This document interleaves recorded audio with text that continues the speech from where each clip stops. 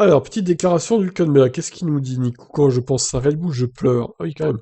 Une très belle opportunité manquée pour l'Allemand. Hülkenberg admet qu'il est toujours amer de ne pas avoir décroché le baquet de la Red Bull Racing à la place de Sergio Perez. Je ne préfère, je ne préfère ne pas voir ce qu'ils font ou y penser. Quand je fais, je pleure. Enfin, si je vois bien cette année ce qu'ils font et leur chance pour les victoires, mais aussi pour le titre. En même temps, voilà, il est plus dans le circuit depuis un moment. Hülkenberg aussi, il peut pas reprocher à Red Bull d'avoir pris Perez plutôt que lui, quoi. Pense-t-il que la victoire de Perez avec Racing Point et Sekir a fait la différence alors que lui n'a jamais réussi à s'y employer en F1? C'est dur là, mais je n'y pense pas comme ça. Oui, j'ai été en discussion avec Red Bull longtemps. Ça durera jusqu'à la fin de la saison, mais oui, les dernières courses de Perez ont été bonnes, très bonnes, et avec sa victoire à Bahreïn, c'était fini pour moi. Comment voit-il son rôle cette année? Je suis bien plus proche d'Aston Martin comme un pilote d'essai avec du simulateur. Mon rôle pour Mercedes est bien moindre. Peut-être pour quelques courses, je suppose que Stoffel Van Dorn et Nick De Vries auront la priorité s'ils ne pilotent pas en Formule 1 ou en WEC. Pour les autres courses où ils ne seront pas dispo, je suis l'homme de la situation. Ouais, mais bon, il n'y a pas trop d'espoir qu'ils prennent le volant cette année, honnêtement, Hülkenberg. C'était déjà une surprise hein, de le voir l'année dernière, donc cette année, j'y crois pas.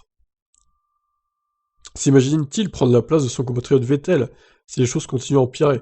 Il admet ne pas y croire ni le souhaiter. Il va finir la saison, il va trouver des choses. Cela prend toujours du temps, mais cela se voit qu'il n'est pas à l'aise encore. Quand il résoudra certaines petites choses, on pourra le voir au chrono. En tout cas, ce n'est pas ma décision. Bah, franchement, s'il continue comme ça, Vettel, autant mettre Hülkenberg à sa place, hein, clairement. On va encore lui laisser quelques courses de doute, 5-6, allez. On va dire jusqu'à fin juin. Si Vettel ne réagit pas, sa saison sera foutue, hein, clairement. Et ça sera une place de gâché chez Aston Martin. Il est clair que je souhaite revenir en F1 2022 au plus tard. Après, si ça n'arrive pas, oui, il faudra que je regarde ailleurs. Parce que j'ai toujours envie de courir de nombreuses années. Le feu brûle encore en moi, mais pour l'instant, je veux encore croire à une suite en F1 pour moi. Bah, écoutez, on verra bien. On verra bien ce que ça donne. C'est vrai qu'il est très bon, hein, Hülkenberg.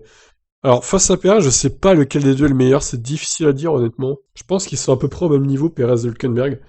Franchement, c'est dur pour moi de mettre un pilote devant l'autre, je sais pas ce que vous en pensez, mais je mettrais peut-être légèrement devant Perez pour sa gestion de course, sa gestion des pneus et tout, mais peut-être qu'en qualif, Hülkenberg est un peu mieux que Perez. Mais en course, peut-être que je mettrais Perez devant quand même. Donc c'est vraiment très serré entre les deux. Voilà, je vous laisse réagir. Ciao, ciao.